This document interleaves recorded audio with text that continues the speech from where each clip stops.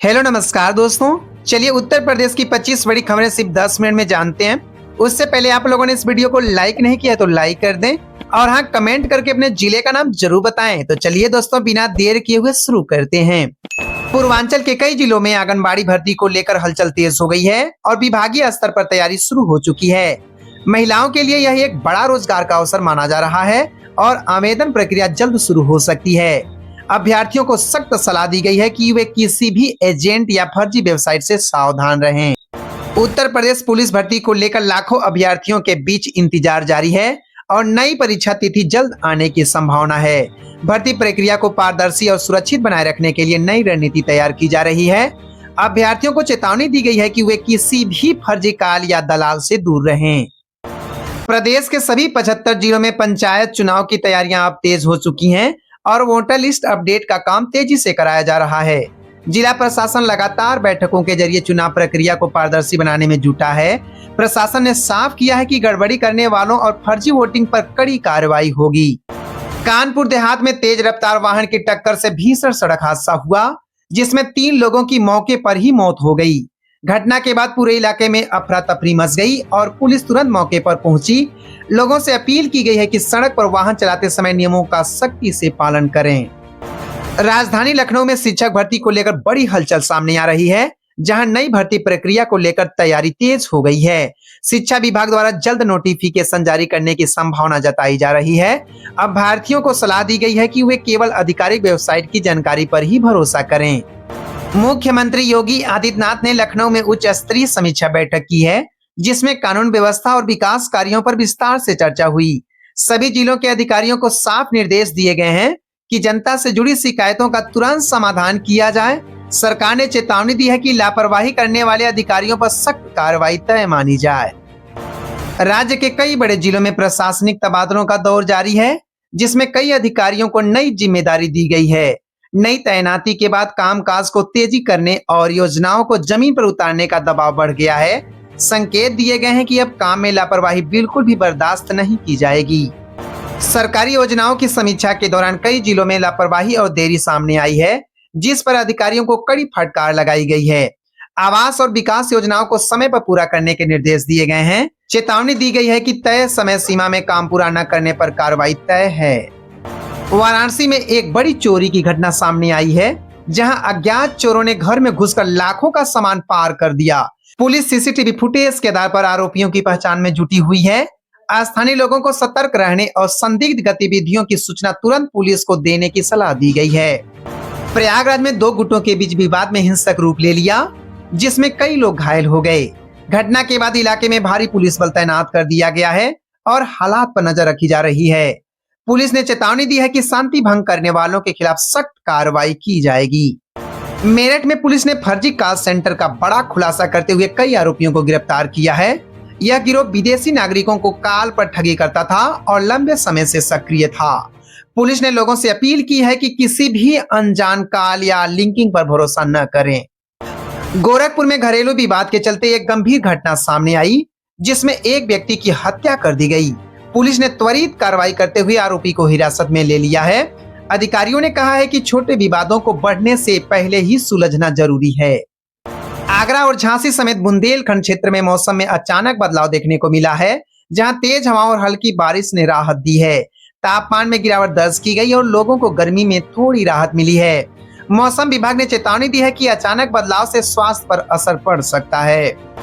उत्तर प्रदेश में गर्मी लगातार अपने तेवर दिखा रही है और कई जिलों में तापमान 35 डिग्री के पार पहुंच चुका है। स्वास्थ्य विभाग ने लू को लेकर अलर्ट जारी किया है और अस्पतालों को तैयार रहने के निर्देश दिए गए हैं। लोगों को सलाह दी गई है कि दोपहर के समय बाहर निकलने से बचें और पर्याप्त पानी पीते रहें। वाराणसी में गंगा नदी के जल स्तर पर लगातार निगरानी रखी जा रही है और प्रशासन अलर्ट मोड में है। घाटों पर सुरक्षा बढ़ा दी गई है और संबंधित विभागों को सतर्क रहने के निर्देश दिए गए हैं। नदी किनारे रहने वाले लोगों को सावधानी बरतने और अफवाहों से दूर रहने की अपील की गई है। उत्तर प्रदेश माध्यमिक शिक्षा परिषद की परीक्षाएं अब अंतिम चरण में पहुंच चुकी हैं और कई केंद्रों पर परीक्षा समाप्त हो चुकी है। अब कॉपियों के मूल्यांकन की तैयारी शुरू कर दी गई है और जल्द ही जांच कार्य शुरू होगा। बोर्ड ने स्पष्ट किया है कि नकल और फर्जीवाड़े में शामिल पाए जाने वालों पर सख्त कार्रवाई होगी। नोएडा के सरकारी और प्राइवेट स्कूलों में डिजिटल क्लासरूम योजनाओं को तेजी से लागू किया जा रहा है। छात्रों को स्मार्ट बोर्ड और ऑनलाइन कंटेंट के जरिए पढ़ाई कराई जा रही है। अभिभावकों को सलाह दी गई है कि बच्चों की ऑनलाइन गतिविधियों पर नजर बनाए रखें। ग्राम पंचायत स्तर पर रोजगार सेवक भर्ती की तैयारी तेज कर दी गई है और युवाओं के लिए नए अवसर खुल सकते हैं। ग्रामीण क्षेत्रों में बेरोजगारी कम करने के लिए यह कदम अहम माना जा रहा है। प्रशासन ने कहा है कि चयन प्रक्रिया पूरी तरह पारदर्शी रखी जाएगी, फर्जीवाड़ा बर्दाश्त नहीं होगा। प्रदेश भर में आधार कार्ड अपडेट कराने के लिए विशेष कैंप लगाए जा रहे हैं और लोगों की भीड़ देखने को मिल रही है। बायोमेट्रिक और बैंकिंग लिंकिंग को लेकर जागरूकता अभियान भी चलाया जा रहा है। अधिकारियों ने चेतावनी दी है कि समय पर अपडेट न कराने पर सरकारी योजनाओं का लाभ रुक सकता है। राशन कार्ड सत्यापन अभियान को तेज कर दिया गया है और घर घर जाकर जांच की जा रही है। फर्जी और अपात्र अभ्यर्थियों की पहचान कर उनके कार्ड निरस्त किए जा रहे हैं। प्रशासन ने साफ कहा है कि गलत जानकारी देने वालों पर कानूनी कार्रवाई भी हो सकती है। जन धन खातों में सरकारी योजनाओं की सब्सिडी ट्रांसफर की प्रक्रिया तेज हो गई है और लोगों के खाते में राशि पहुंच रही है। बैंक शाखाओं और सीएसपी केंद्रों पर भीड़ बढ़ती नजर आ रही है। लोगों को सलाह दी गई है कि वे अपनी बैंक डिटेल किसी अजनबी के साथ साझा न करें। राशन कार्ड जांच के दौरान कई अपात्र लोगों के कार्ड निरस्त कर दिए गए हैं, जिससे हड़कंप मच गया है। प्रशासन अब पूरी सख्ती के साथ अभियान चला रहा है। चेतावनी दी गई है कि गलत तरीके से लाभ लेने वालों पर एफआईआर दर्ज भी हो सकती है। गेहूं खरीद केंद्रों पर किसानों की भीड़ बढ़ने लगी है और एमएसपी पर खरीद का काम शुरू हो गया है।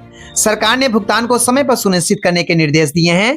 किसानों को सलाह दी गई है कि वे बिचौलियों से बचकर सीधे सरकारी केंद्रों पर ही बिक्री करें। सीतापुर जिले में खाद की कमी की शिकायतें सामने आ रही हैं, जिससे किसानों की चिंता बढ़ गई है। कई केंद्रों पर आपूर्ति कम होने की बात कही जा रही है। प्रशासन ने कहा है कि कालाबाजारी करने वालों के खिलाफ सख्त कार्रवाई की जाएगी। पूर्वांचल के कई जिलों में मौसम के बदलाव का असर फसलों पर पड़ रहा है और किसान नुकसान की आशंका जता रहे हैं। कृषि विभाग द्वारा नुकसान का आकलन करने की तैयारी की जा रही है। सरकार ने संकेत दिए हैं कि जरूरत पड़ने पर मुआवजा दिया जा सकता है। राजधानी लखनऊ में एक्सप्रेसवे और सड़क परियोजनाओं पर तेजी से काम जारी है, जिससे आने वाले समय में यातायात सुगम होगा। सरकार इन प्रोजेक्ट्स को समय से पहले पूरा करने पर जोर दे रही है। निर्माण स्थलों के पास से गुजरते समय सावधानी बरतने की अपील की गई है। ग्रामीण क्षेत्रों में सड़क और बिजली जैसी मूलभूत सुविधाओं के विकास कार्य तेज हो गए हैं। लोगों को बेहतर कनेक्टिविटी और बिजली आपूर्ति मिलने लगी है। अधिकारियों को गुणवत्ता बनाए रखने के सख्त निर्देश दिए गए हैं। वाराणसी में स्मार्ट सिटी प्रोजेक्ट के तहत कई कार्य तेजी से पूरे किए जा रहे हैं।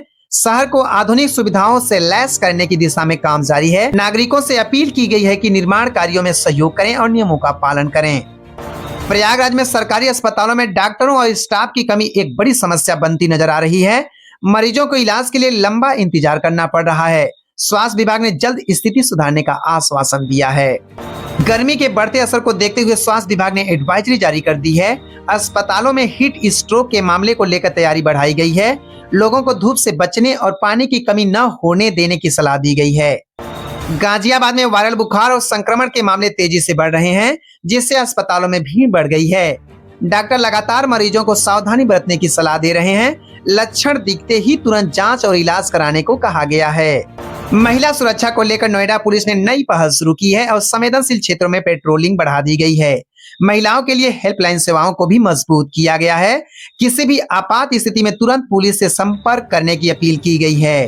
प्रदेश में बेरोजगारी को लेकर युवाओं में असंतोष बढ़ता जा रहा है और भर्ती प्रक्रिया में देरी पर सवाल उठ रहे हैं। सरकार पर जल्द भर्ती निकालने का दबाव बढ़ रहा है। विशेषज्ञों का कहना है कि युवाओं को अफवाहों से दूर रहकर तैयारी जारी रखनी चाहिए।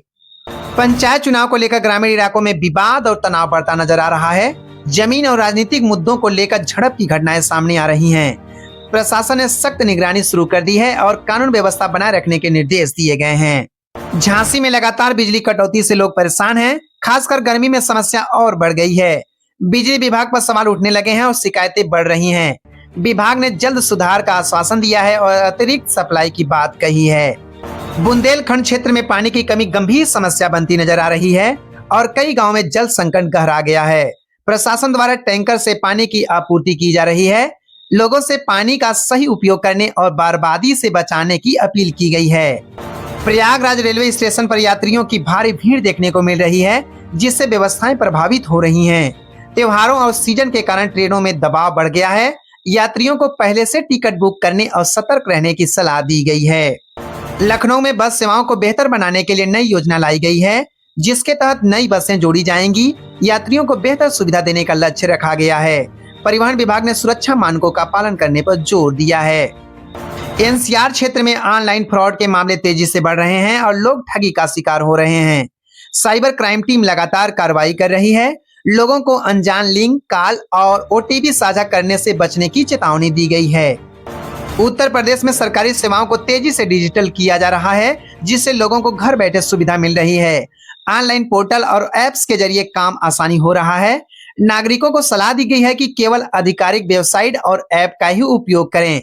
जी हाँ दोस्तों, इसी प्रकार के हर नई अपडेट्स पाने के लिए हमारे इस यूट्यूब चैनल को सब्सक्राइब करें और हाँ, बेल आइकन को दबाना बिल्कुल ना भूलें। तो दोस्तों, तब तक के लिए बाय बाय। जय हिंद, जय भारत।